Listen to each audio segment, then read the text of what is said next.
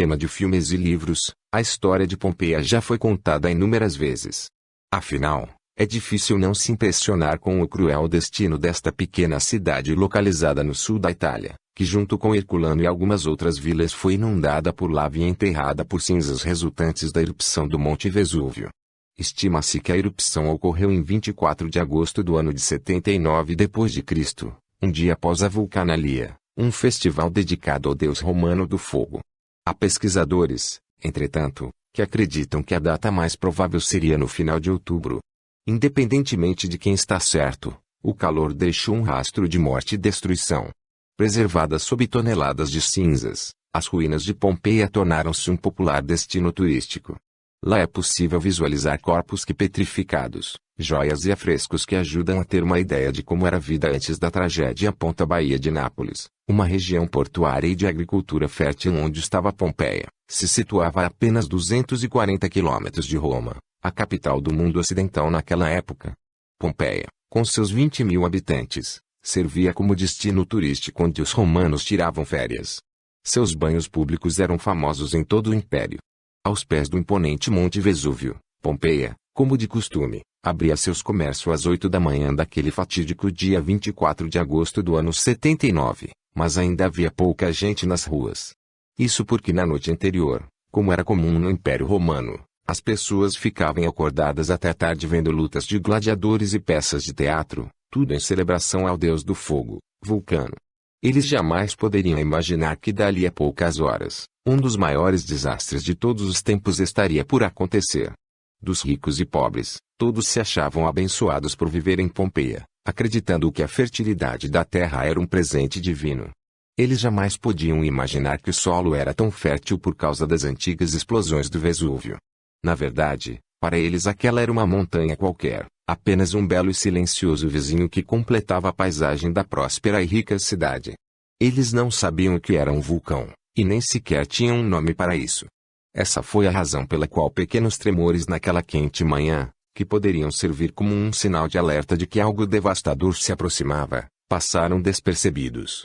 Era pouco mais de 10 horas, quando um estrondo ensurdecedor ecoou pela planície, seguido por um forte tremor e uma chuva de rochas vulcânicas. Em questão de minutos, o dia virou noite.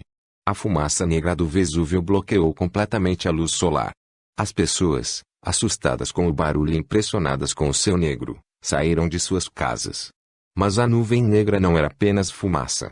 O Vesúvio lançou na atmosfera toneladas e mais toneladas de rochas que atingiram sem dificuldade os 10 quilômetros de altura.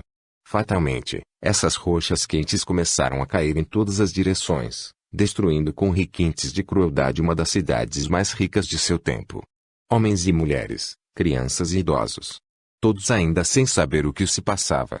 Milhares de pessoas corriam sem rumo, marcando as cinzas suaves e a lama vulcânica com pegadas de desespero humano que permaneceriam desconhecidas por quase 2 milênios.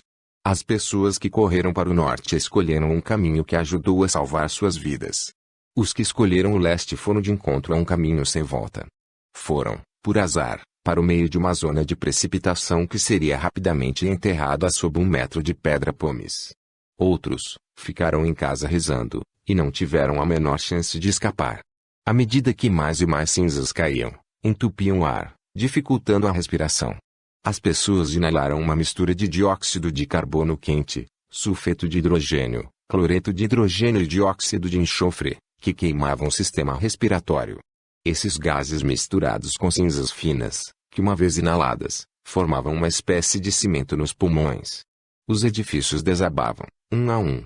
Então, um fluxo piroclástico de gás venenoso superaquecido e rocha pulverizada descia pela encosta da montanha a 160 km por hora, engolindo tudo e todos em seu caminho. A exposição ao calor de até infernais 900 graus era suficiente para causar uma morte quase instantânea nas pessoas mais próximas ao vulcão, fazendo o sangue ferver e os crânios explodirem.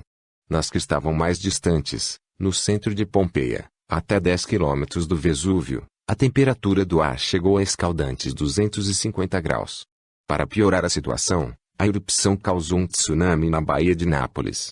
Ondas de até 8 metros inutilizaram o porto de Pompeia. Quem sobreviveu e tentou fugir pelo mar não conseguiu.